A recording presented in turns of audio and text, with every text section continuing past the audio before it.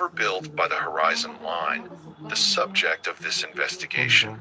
We are taught that the ocean is the final frontier, but the truth is that the cruise industry has turned it into a sovereign state of corruption. If you hear a knock, don't answer it. It's too late now, anyway. So, before you get comfortable, take a moment to like the video and subscribe, but only if you genuinely enjoy what I do here. Drop your current location and the local time down in the comments. Let me know where the dark has found you tonight. Headphones on, world off. The nightmare is waiting. I booked passage under the name Elias Vance, a recently divorced architect from Seattle, traveling on the Siren's Lure. A ship so opulent it felt less like a vessel and more like a floating, gilded cage. The Caribbean sun was too bright, the champagne too bubbly, and the smiles of the crew were too wide, too sharp. I was here to understand the ecology of the void, the specialized darkness that flourishes only on these high seas, far from jurisdiction and accountability. My specific target, this solitary soul retreat, a singles cruise masquerading as a path to recovery, which multiple, suppressed reports suggested was a predatory financial cult. The first 24 hours were a disorientation protocol. Everything was designed to dismantle the passenger's identity and replace it with manufactured community. No one was allowed to sit alone. The retreat facilitators, three relentlessly cheerful individuals named Astra, Kale, and Jackson, moved through the crowd like social surgeons, identifying weakness and grafting themselves onto it. I played the part of the grieving, financially stable Mark. My vulnerability was my bait. Astra found me first, leaning over the railing of the promenade deck, gazing into the impossible blue water. She had eyes that held too much understanding and a voice like warm honey laced with sedative. "It's easy to feel lost out here, Elias," she said, her hand resting lightly on my forearm. A gesture of immediate, unearned intimacy. The sea takes the edges off everything, doesn't it? It leaves you soft. This is the psychological cornerstone of maritime cult formation, a process known as love bombing. It's a scientifically documented phenomenon. When individuals are isolated from familiar support systems and subjected to intense, overwhelming positive attention, their critical thinking decreases rapidly. The vacuum of loneliness is instantly filled, creating a powerful, albeit temporary, bond of dependency. The Siren's Lure was 1,000 miles of perfect isolation, a pressurized environment designed to accelerate trust into total submission. The therapy sessions were thinly veiled asset reconnaissance. We weren't talking about grief, we were talking about potential. Kale, a man whose smile never reached his eyes, would lead group discussions focused on shedding earthly baggage. Where does your security really lie, Elias? In paper assets? Or in shared purpose? They began weaving the narrative of the anchor, their perpetual, eternal family established on the very foundation of the Horizon Line cruise infrastructure. We were told that conventional life was a temporary illusion, but this life, aboard the perpetually moving city, protected by the sea, was reality. They weren't just passengers, they were permanent residents, drifting forever in blissful, shared isolation. They even had custom-made rings, heavy silver bands embossed with the ship's profile, which they claimed symbolized being permanently tethered to the community, a commitment that, I knew from my research, came only after signing over significant financial resources. Fear isn't about what we see. It's about what we imagine is watching us, waiting for the moment we drop our guard. Here, the Watcher was not a ghost, but the collective, predatory warmth of the anchor. They pushed relentlessly.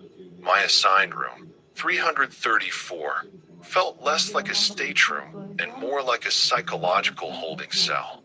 Jackson, The quietest of the three started leaving notes under my door. Cryptic affirmations mixed with urgent demands for immediate, total honesty about my financial holdings. The seat only accepts full offerings, Elias. Half measures offend the abyss. I spent 3 days pretending to dissolve, letting my guard down enough for them to believe the hooks were set. They isolated me expertly. Every call I tried to make to the outside world was met with satellite interference. Every attempt to engage with regular crew members resulted in a polite, firm interception by Astra or Kale. I was drowning in proximity. The tipping point came on the evening of the Ascension dinner, the mandatory final step before the financial commitment. I feigned a migraine and excused myself early. My pulse was a frantic drumbeat against my ribs. I knew the moment they realized I wasn't fully compliant, the love bombing would turn into something far colder. I managed to slip into the ship's empty observation lounge, Deck 11, where an old, poorly secured cleaning closet backed directly onto the executive meeting room. The silence was thick, broken only by the groaning of the hull. That sound again, the scraping stone. I pressed my ear against the thin paneling. Kale's voice was stripped of its velvety warmth, sharp and metallic. He wasn't talking about spiritual ascension. Vance is soft, but he's hesitant. Astra, I told you, stop spending resources on the ones who ask too many questions.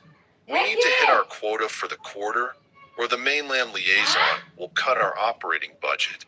He's worth nearly $4 million in liquid assets, Astra hissed back. He's a gold mine, Kale. We just need to break him tonight. We tell him the shared purpose includes a capital endowment for the permanent residence facility in Belize. That always works. I felt the bottom fall out of my stomach. The permanent residence facility was a fiction, a way to liquidate the assets of the ascended. They were simply predators using the highly structured, yet legally ambiguous, environment of the cruise line to groom and rob vulnerable people. It wasn't supernatural horror, but something far more chilling, meticulously organized human cruelty protected by maritime law. Jackson spoke, his tone casual, chillingly corporate. What about the architect, Vance? If he doesn't sign, does he become a casualty? Astra scoffed. No, Jackson. Not worth the paperwork. If he bolts, we simply alert security that he exhibited psychotic tendencies and was disruptive to the retreat. We blacklist him from the industry, and we move on to the next set of marks waiting in Puerto Rico. We have 3 newly bereaved widows joining the next leg.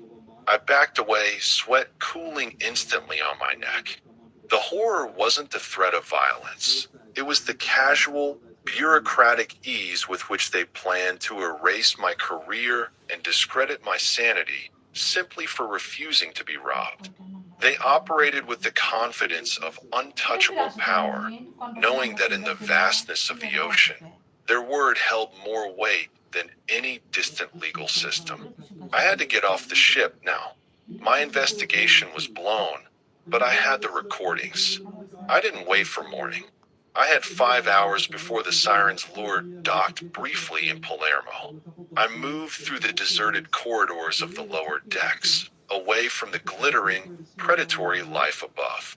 I was supposed to be looking for cosmic dread, restless spirits, and ancient curses.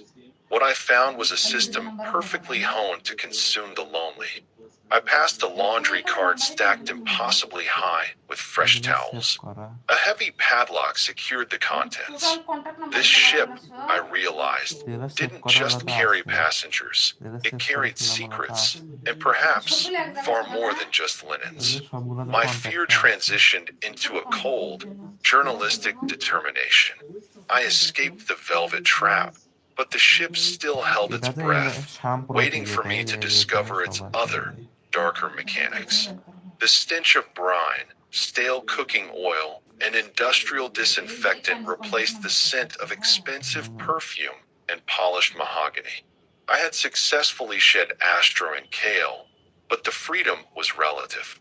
I was now operating deep inside the functional architecture of the Siren's lure, where the ship's elegance gave way to structural, relentless utility. I moved through the lower service tunnels, following the ventilation routes that smelled of metallic heat and sweat. I was an anomaly down here, a passenger in civilian clothes among the blur of tired, overworked crew. I was trying to reach a staircase that would take me to the cargo deck, the true underbelly of the vessel, when I heard the low, guttural arguing, muffled by a heavy steel door marked Galley Cold Storage, Restricted Access. Curiosity, that professional affliction, pulled me forward. Peeking around a stack of empty food crates, I saw three men, two from the kitchen staff, identifiable by their grease-stained white uniforms, and a third, sharply dressed in an expensive suit, holding a secured tablet. The kitchen workers were arguing about a manifest, their voices tight with stress, while the man in the suit watched, detached and clinical. "This batch is too heavy, Marco," the suited man said, his voice quiet but carrying the weight of unquestionable authority. "If Customs in Palermo pulls the manifests against the thermal scans, we're all offloaded. Keep the jewelry volume down. We stick to electronics and papers this run." I knew instantly what I was witnessing. It wasn't the petty theft of a towel or a missing wallet. This was a colossal, organized operation. I crept closer, drawn by the sickening scale of the violation. The first freezer unit contained standard frozen produce, but the second, secured by a complex biometric lock, was the true vault. The stench of decay was replaced by the dry, synthetic smell of plastic packaging and high-end leather. The shelves were not stocked with meat or vegetables, but with the spoils of hundreds of voyages, rows of expensive watches, velvet bags containing diamond jewelry, stacks of pristine, stolen passports, and laptops filled with private data. This was the empire of thieves, run by the very people employed to ensure the comfort and security of the passengers. They were utilizing the massive, complex logistics system of the superyacht, the detailed manifests, the scheduled offload times, the dedicated customs routes, to smuggle illicit goods, treating the ship like a moving fortress of crime. As I watched, trying to get a clear shot with the small, hidden camera I carried, I felt a heavy hand clap down on my shoulder. Well, look what the tide dragged in," a deep voice rumbled. It was Jorgensen, the kitchen supervisor, a massive man with forearms like cured ham. His face, normally placid and cheerful when delivering a plated dinner, was hard and calculating now. Fear seized me. This was it. I was exposed. But Jorgensen didn't scream or draw a weapon. He leaned in, his breath hot and smelling of stale coffee. "You're off the singles trip, Vance? Good. Too much drama. You're better suited for the real business. You found the warehouse early, didn't you? Impressive." He mistook my presence for a planned reconnaissance, assuming I was either a deep cover investigator from a rival organization or a newly recruited asset being tested. The casual nature of his assumption, that anyone moving through the ship's bowels must be involved in something illegal, was horrifying. It implied the corruption was the norm, not the exception. "We run a tight ship, Vance," Jorgensen continued, lowering his voice conspiratorially. "Housekeeping hits the rooms, security clears the footage, we handle the transport, and the guys up top handle the mainland sale. It's clean, efficient, and untraceable.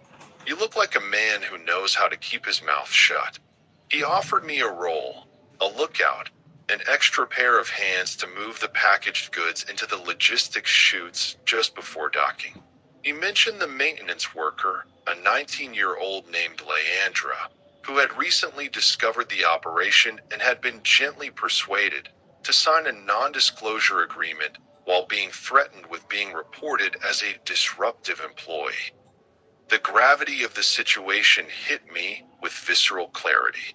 They were so confident, so deeply entrenched, that they didn't fear being discovered by law enforcement. They feared only inefficiency and internal dissent. This is the danger of maritime legal gray areas.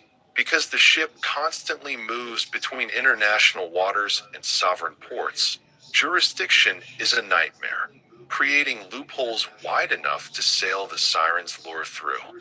The industry's protection of its public image often means internal incidents are suppressed, categorized as accidents, or simply vanish into the static of the open sea. I manufactured an excuse, claiming I needed time to consider the proposal, that I wasn't cut out for physical labor. Jorgensen frowned, his eyes narrowing, but he let me go with a chilling warning. Palermo is in 4 hours. You make your decision before then, Vance. We don't tolerate loose ends on this line. Loose ends have a tendency to become man overboard incidents. I scrambled back to my temporary room, heart hammering, focusing only on the exit strategy. The ship felt less like a luxury resort and more like a vast, moving prison designed